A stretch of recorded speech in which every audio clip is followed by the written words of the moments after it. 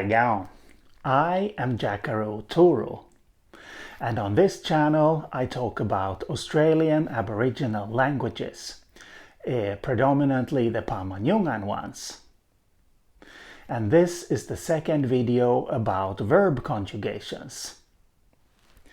So this is the verb in Pama-Nyungan languages, and we have come to this part here. Conjugations and conjugation markers. Now, the one who reads grammars of Australian Aboriginal languages will find that the conjugations tend to have one-letter names. Either one of these consonants or this one, which means zero within linguistics. So why is this?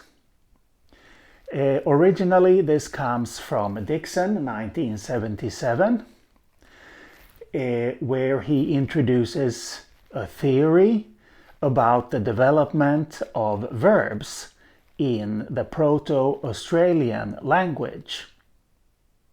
Note proto-Australian in this context. In all likelihood, there has never been a proto-Australian language, simply because there was more than one wave of immigration to the continent prior to the arrival of the British. But anyway, he writes about this theory at length, also in Dixon 1980 and in Dixon 2002. So what he suggests is that in proto-Australian verbs, verb stems ended on one of these consonant sounds. This is r, or on a vowel. And it has become a tradition, since Dixon has been very influential within Australianist linguistics, to sort of follow his scheme of things. Hence the one-letter names. Well, in this case actually two, come to think of it. But anyway, since this is the tradition, I chose to follow it too when I wrote about Ngara, the Ngara language. And here we have examples from the Walmajari language, where you can see that we have 5 conjugations. According to Dixon, to Dixon's theory, different conjugations have been reanalyzed over time, and conjugations have merged, and so conjugations have been lost. And Walmajari has 5. And we see that we have the N conjugation, we have the M conjugation, L, R, and 0. So 0 means no overt conjugation marker. Yes, now this is problematic for a number of reasons, not only because of the hypothetical proto-Australian. You see, for one thing, this is also based, this scheme, on a number of other assumptions that have not been proven, so this is highly speculative and should be taken with a big grain of salt. Secondly, this is usually not the situation we find in Pama-Nyungan languages. As you can see here, there are only a few forms, the underlined ones, that do not have overt conjugation markers.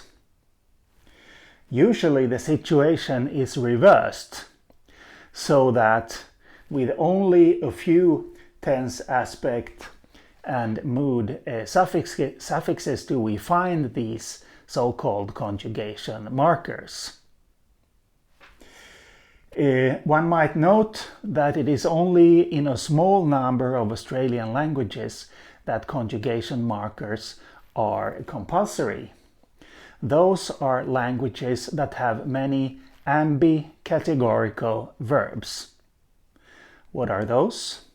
Ambicategorical verbs are verbs that occur in more than one conjugation, with slightly different senses in the different conjugations. And as it so happens, those languages are all Nyulnyulan languages in northernmost Western Australia, Nungoboyo in Arnhem Land, Conjugation language, and only one Pama-Nyungan language, Wargamai, described by Dixon in 1981. And so these facts make this theory quite problematic, is what I would say. But now you know anyway why conjugations tend to be named in this way.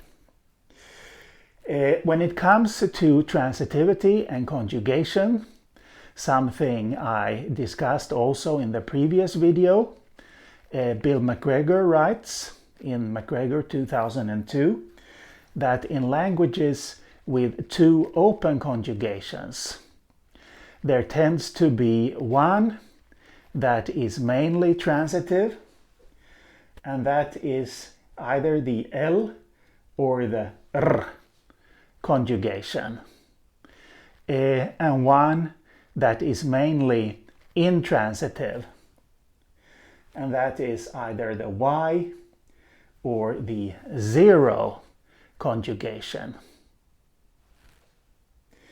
And now it would seem that we can seamlessly move over to this part of the Pama-Nyungan verb and look at what tense, aspect, and mood distinctions are actually made.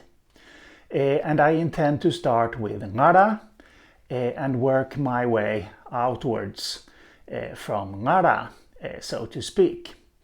But in the next video about conjugation, there will be a next one.